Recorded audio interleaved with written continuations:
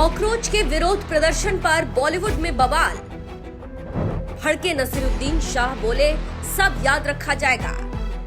सलमान खान बोले मोदी सरकार पर भरोसा रखो। कॉकरोच और मोदी पर आखिर क्यों बटा बॉलीवुड?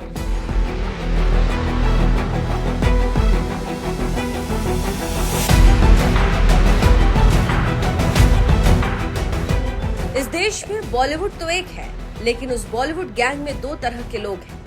एक वो जो देश के साथ है और अगर सरकार कुछ गलत भी करती है तो सवाल उठाते हैं, सही करती है तो तारीफ भी करते हैं।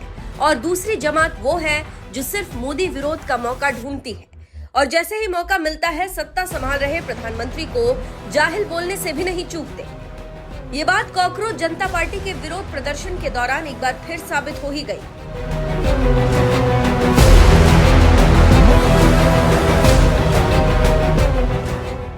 जी हाँ, आपने सही सुना। ये बात तो आप भी जानते हैं कि देश की राजधानी दिल्ली में पिछले कई दिनों से चल रहा कॉकरोच जनता पार्टी का आंदोलन अब सिर्फ एक छात्र आंदोलन नहीं रहा। इस आंदोलन में कुणाल कामरा, प्रकाश राज जैसे मोदी विरोधियों की जमात भी शामिल हो गई, जिनका काम ही है पीएम मोदी का अंध विरोध करना।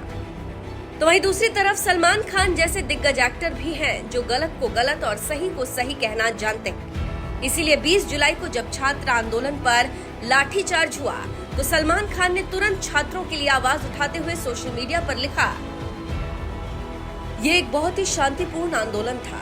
बहुत दुख की बात है कि इसने हिंसक रूप ले लिया।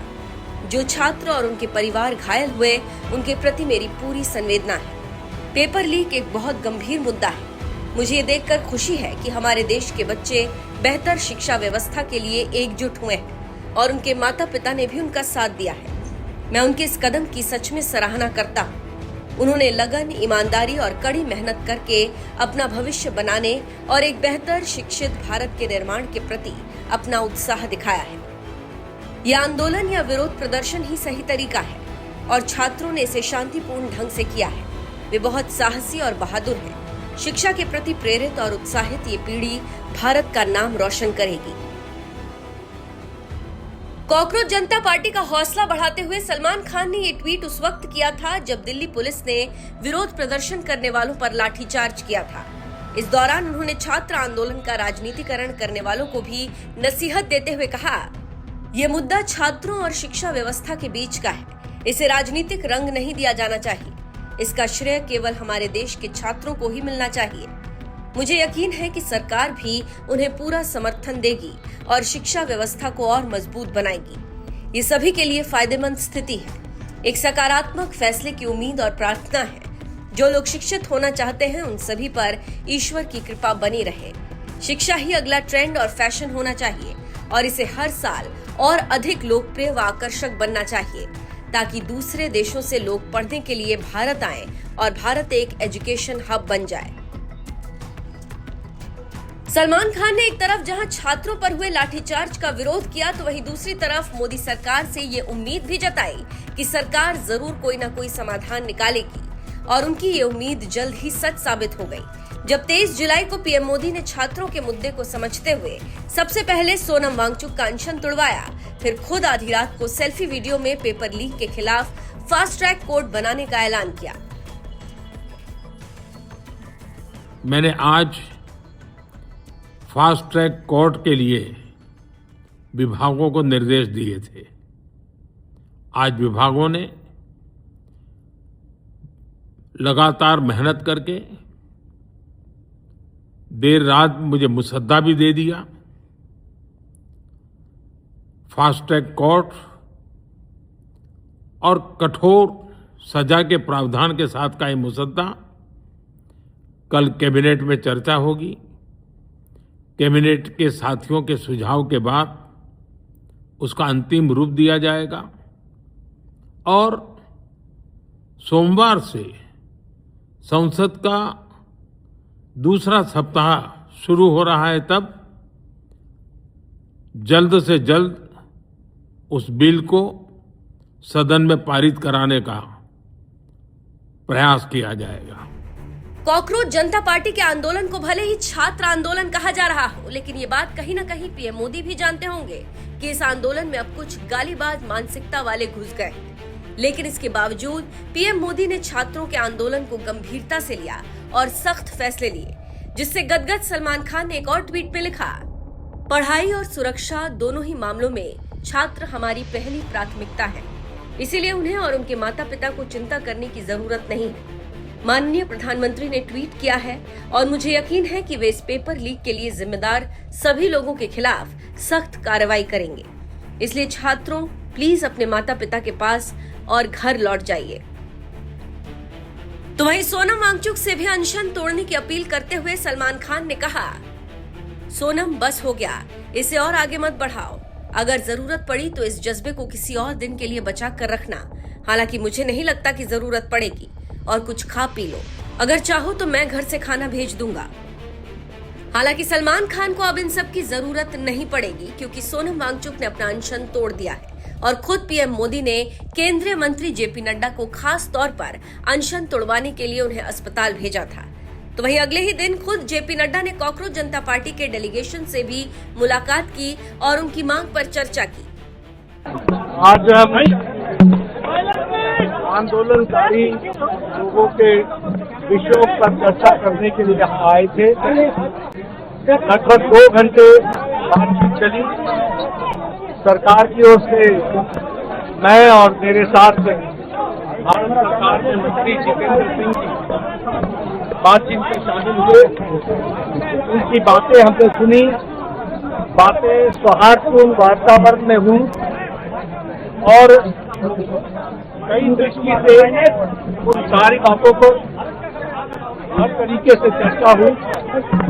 उनकी मुख्यतः 3 डिमांड थी और 5 सुधार की दृष्टि से 50 सुझाव हुए।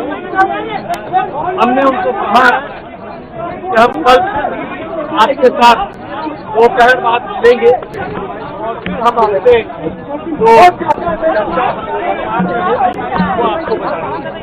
ये 2 तस्वीरें बता रही हैं मोदी सरकार कॉकरोच आंदोलन को गंभीरता से ले रही है और हर मोर्चे पर बातचीत कर रही है, जिससे छात्रों के मसले को सुलझाया जा सके। और सबसे बड़ी बात यह है कि सलमान खान जैसे एक्टर सरकार के इस कदम की तारीफ भी कर रहे हैं।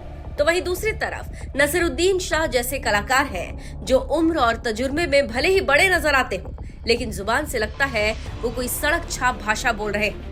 इसीलिए देश के प्रधानमंत्री के खिलाफ उन्होंने जाहिल जैसा शब्द बोलकर अपनी भड़ास निकाली। अगर एक जाहिल इस मुल्क की रहनुमाई करे तो उसका दिल यही चाहेगा कि पूरा मुल्क उसी की तरह जाहिल, ना समझ, ना काबिल और बेरहम बने।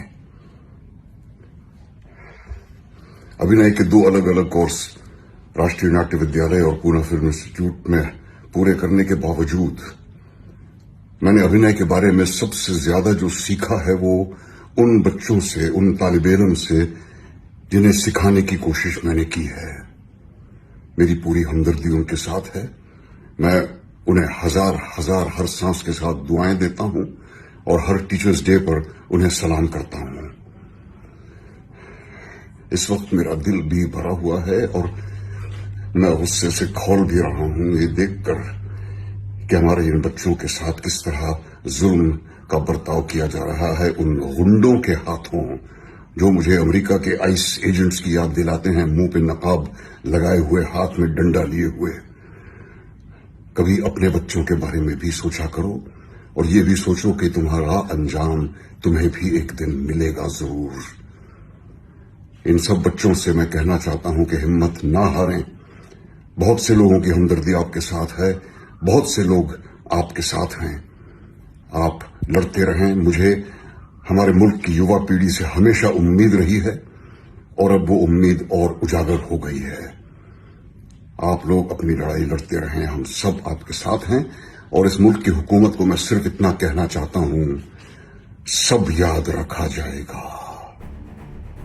नसीरुद्दीन शाह कहने को कलाकार है, लेकिन जुबान से जिस तरह जाहिल जैसे शब्दों वाली भाषा बोल रहे हैं और जिस तरह से कह रहे हैं सब याद रखा जाएगा, क्या वो मोदी सरकार को धमकी देने की कोशिश कर रहे हैं? कोई कलाकार क्या इस कदर नफरत पर उतर सकता है कि अपने ही देश के प्रधानमंत्री को धमकी दे, सब याद रखा जाएगा?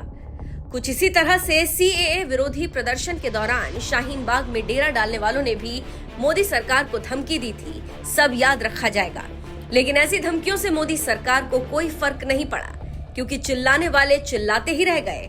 मोदी सरकार ने नागरिकता संशोधन कानून पूरे देश में लागू कर दिया, क्योंकि ये कानून किसी मुसलमान की नागरिकता छीनने के लिए नहीं बनाया गया था। पाकिस्तान, अफगानिस्तान और बांग्लादेश से आए हिंदुओं को नागरिकता देने के लिए है। जब प्रधानमंत्री मोदी जी और माननीय गृह मंत्री श्री अमित शाह जी ने देश के अंदर सिटीजनशिप अमेंडमेंट एक्ट यानी नागरिकता अधिनियम का कानून पास किया और इस कानून के तहत था कि अफगानिस्तान, पाकिस्तान, बांग्लादेश, म्यांमार से कोई भी हिंदू, सिख, बौद्ध, जैन अगर भारत के अंदर आया है, 5 साल पहले आ चुका है, तो उसको भारत की नागरिकता दी जाएगी। भारत के अंदर सम्मानजनक ढंग से उसको बसने की सुविधा दी जाएगी। तो कांग्रेस, समाजवादी पार्टी और इनके अन्य सेकुलर दलों ने विरोध किया। मुस्लिम संगठन विरोध में आए। लंबे समय तक इनके द्वारा आंदोलन किया गया। आप मुझे बताओ, बांग्लादेश, पाकिस्तान या अफगानिस्तान के अंदर हिंदुओं पर, सिखों पर अत्याचार होगा, बौद्धों पर अत्याचार होगा, जैनियों पर अत्याचार होगा, कहां जाएगा वो व्यक्ति? कहां जाएगा? अरे इसी हिंदुस्तान में तो आएगा। और मोदी जी ने यही किया, लेकिन इन्होंने इसका विरोध किया।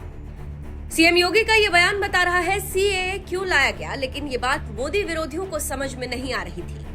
इसीलिए मुसलमानों को नागरिकता जाने का डर दिखाकर शाहीन बाग पर चिल्लाते थे, सब याद रखा जाएगा। और अब कुछ इसी तरह से नसीरुद्दीन शाह मोदी सरकार को धमकी देते हुए कह रहे हैं कि सब याद रखा जाएगा।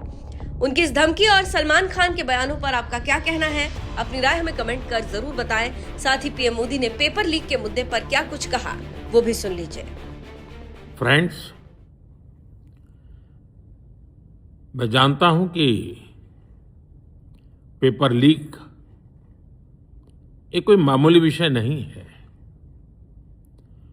लाखों विद्यार्थी और उनके अभिभावकों के लिए बहुत ही पीड़ादायक है और इसलिए पेपर लीक घटना से अब तक पिछले 2.5 महीनों में अनेक विहित कदम उठाए गए, गुनहगारों को पकड़ा गया है, वे जेल में पड़े हैं।